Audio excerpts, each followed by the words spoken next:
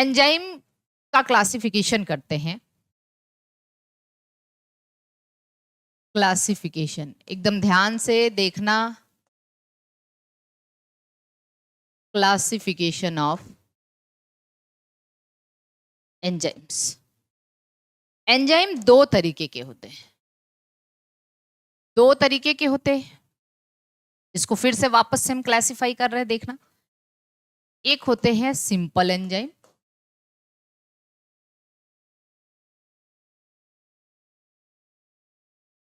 Simple enzyme जैसे simple protein हुआ करता था, और एक होते हैं कॉन्जुगेटेड एंजाइम।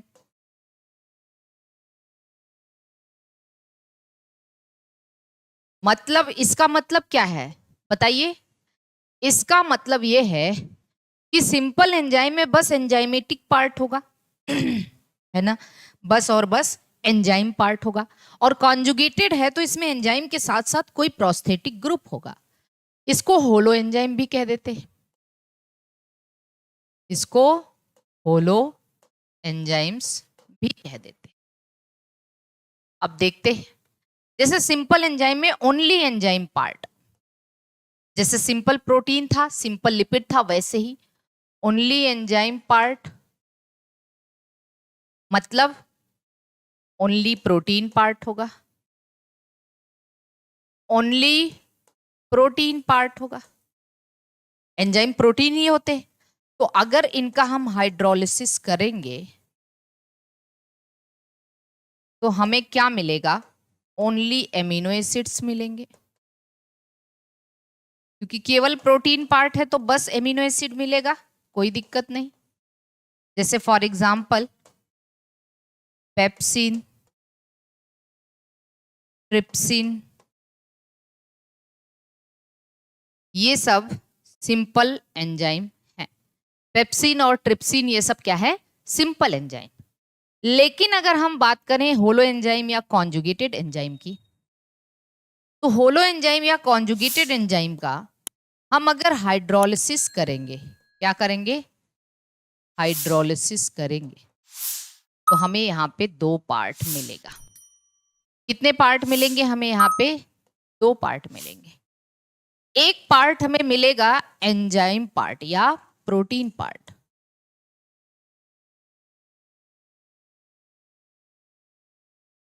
एक पार्ट हमें प्रोटीन पार्ट मिलेगा, एक पार्ट हमें नॉन प्रोटीन पार्ट मिलेगा। नॉन प्रोटीन पार्ट मिलेगा। जो प्रोटीन पार्ट होता है that is called as apo enzyme. Protein part को हम एपो एंजाइम कहते हैं। This is very very IMP, आपसे एग्जाम में पूछा जाता है। प्रोटीन पार्ट को हम एपो एंजाइम कहते हैं। यहां तक किसी को कोई दिक्कत तो नहीं है ना? हाँ, वेरी गुड। और जो नॉन प्रोटीन पार्ट है that is called as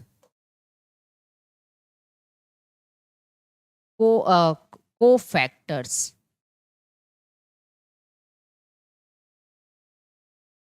cofactors कहते हैं। नॉन प्रोटीन पार्ट को हम कोफैक्टर्स कहते हैं। नॉन प्रोटीन पार्ट को क्या कहते हैं? कोफैक्टर्स कहते हैं। ठीक, हाँ, very good. Non protein part को क्या कहा जाता है? कोफैक्टर। अब आप इसी में आगे लिखिएगा। कोफैक्टर भी दो तरीके के होते हैं, एक ऑर्गेनिक कोफैक्टर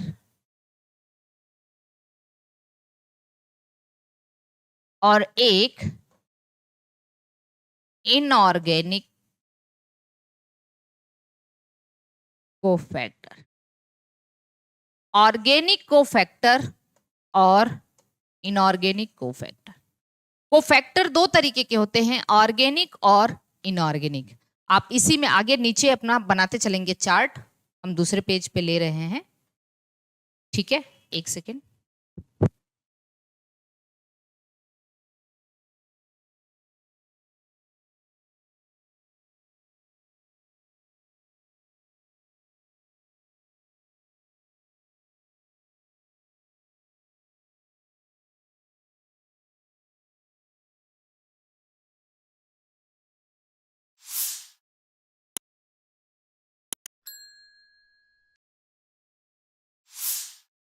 आप इसी में आगे प्रोसीड करिए, हम आपको आगे बता रहे हैं।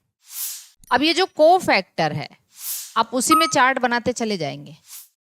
कोफैक्टर्स कितने तरीके का बताया हमने आपको? एक ऑर्गेनिक कोफैक्टर है,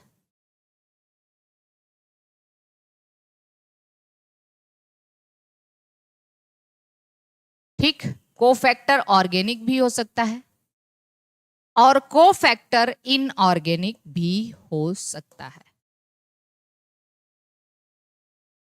इनऑर्गेनिक कोफैक्टर, ठीक है। ऑर्गेनिक कोफैक्टर अगर है तो ये दो तरीके का हो सकता है। क्या? Prosthetic group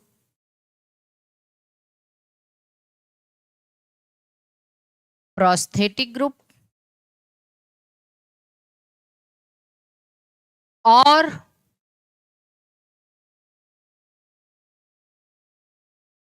coenzymes.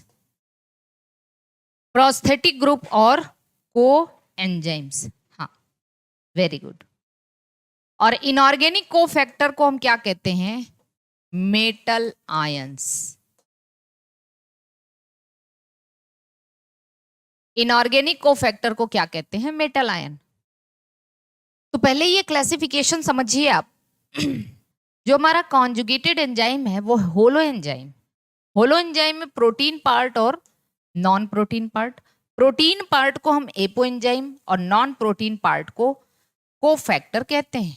Cofactor organic हो सकता है, इनऑर्गेनिक हो सकता है। ऑर्गेनिक है तो ये प्रोस्थेटिक ग्रुप हो सकता है या कोएंजाइम हो सकता है, और इनऑर्गेनिक है तो ये मेटल आयन हो सकता है। अब हम देखते हैं प्रोस्थेटिक ग्रुप किसको कहते हैं। जैसे ये टाइटली बाउंड होते हैं टू एपो एंजाइम, एपी से एपो एंजाइम, ठीक है। और ये कैसे होते हैं? Loosely bound to apo enzyme. एक पॉइंट क्लियर? ये permanently bound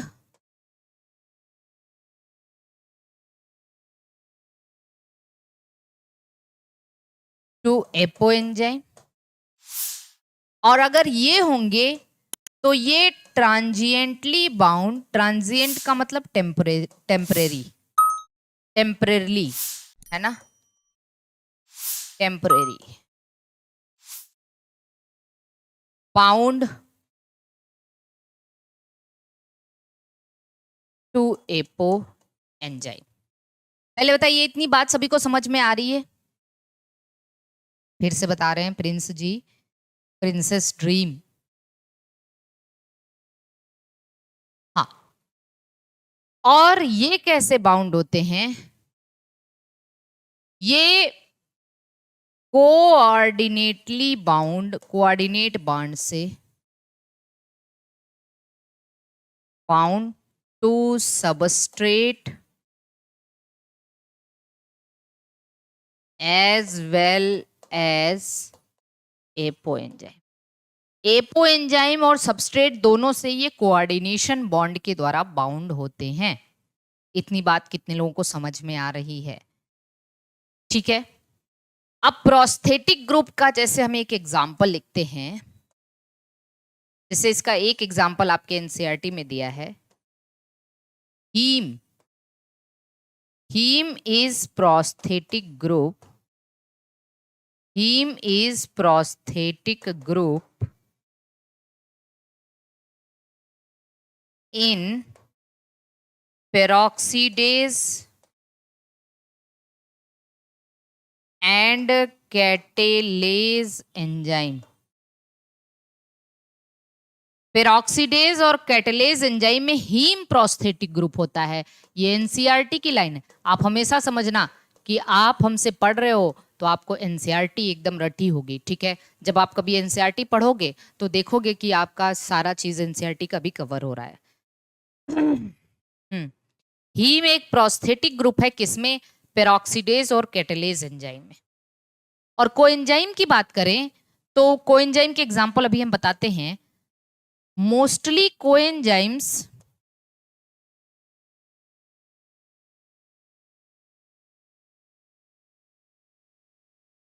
are derived from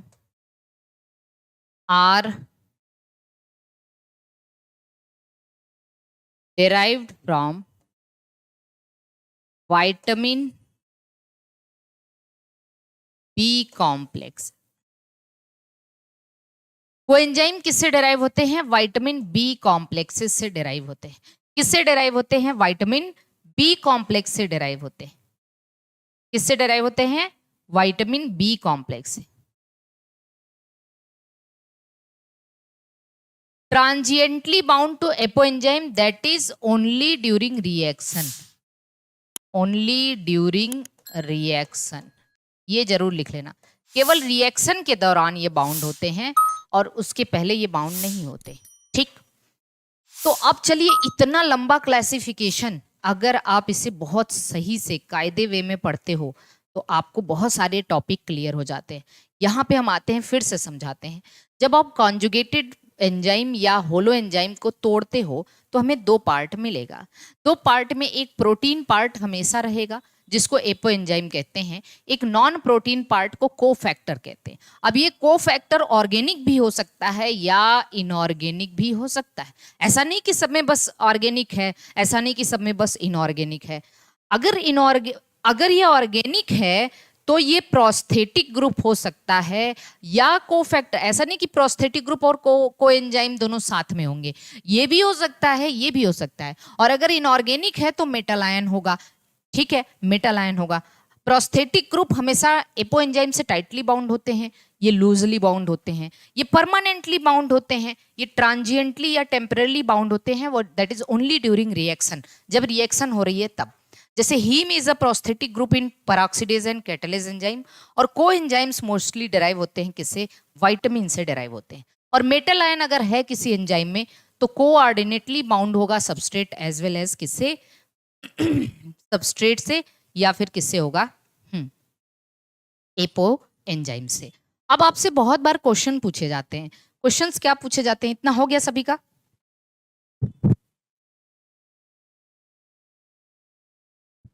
हो गया, इतना हो गया। आगे चले। अब आपसे क्वेश्चन पूछा जाता है कि होलो एंजाइम क्या है। तो यहां से हम होलो एंजाइम बता सकते हैं। होलो एंजाइम बराबर क्या हो सकता है? Apo enzyme plus cofactor. एक तो ऐसे दे सकता है एग्जाम में, या एपो एंजाइम और प्लस कोफैक्टर में प्रोस्थेटिक ग्रुप हो सकता है, या फिर एपो एंजाइम प्लस को एंजाइम हो सकते हैं, ये भी हो सकता है, या फिर apo enzyme plus metal ion हो सकता है। हो सकता है कि नहीं? तो हम होलो एंजाइम को कैसे लिख सकते हैं? अब देखो, कुल मिला के कहने का मतलब एक प्रोटीन एक नॉन प्रोटीन पार्ट, एक प्रोटीन एक नॉन प्रोटीन पार्ट, तो यही होलो एंजाइम है। तो प्रोटीन पार्ट तो हमेशा रहेगा apo enzyme, plus non protein part cofactor कहला सकता है। कोफैक्टर प्रोस्थेटिक ग्रुप भी हो सकता है, कोफैक्टर कोएंजाइम भी हो सकता है, कोफैक्टर मेटल आयन भी हो सकता है। तो इतनी सारी चीजें हम होलो एंजाइम में लिख सकते हैं। तो ये दो, ये पूछा जाता है, एक ये पूछा जाता है, ये एक पूछा जाता है। ठीक है, होलो एंजाइम क्या है? तो आप इन दोनों में से या इन चारों में से कोई भी लिख सकते हैं। आपके ऑप्शन में जैसा रहेगा आप वैसे लिख सकते हो, है ना? चलिए बताइए, इतनी बात सभी को क्लियर है? एंजाइम का क्लासिफिकेशन समझ में आ रहा है सभी को? क्या एंजाइम का क्लासिफिकेशन सभी को समझ में आ रहा है? अब जैसा कि हमने आपको यहां बताया है कि मोस्टली कोएंजाइम्स किससे डेराइव होते हैं? विटामिन बी कॉम्प्लेक्स से। अब हम बहुत सारे कोएंजाइम, एग्जांपल्स ऑफ कोएंजाइम देखेंगे, फिर एग्जांपल ऑफ मेटल आयन देखेंगे, है ना? यहां तक की बात सबको क्लियर है? अब चलिए देखिए, एग्जांपल्स ऑफ कोएंजाइम्स देखते हैं।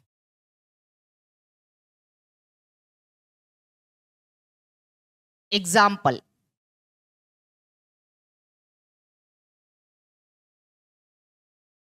अब आपसे सवाल क्या पूछा जाता है, मेरी बात को ध्यान से समझना, कि what is difference, what is difference between prosthetic group and coenzyme?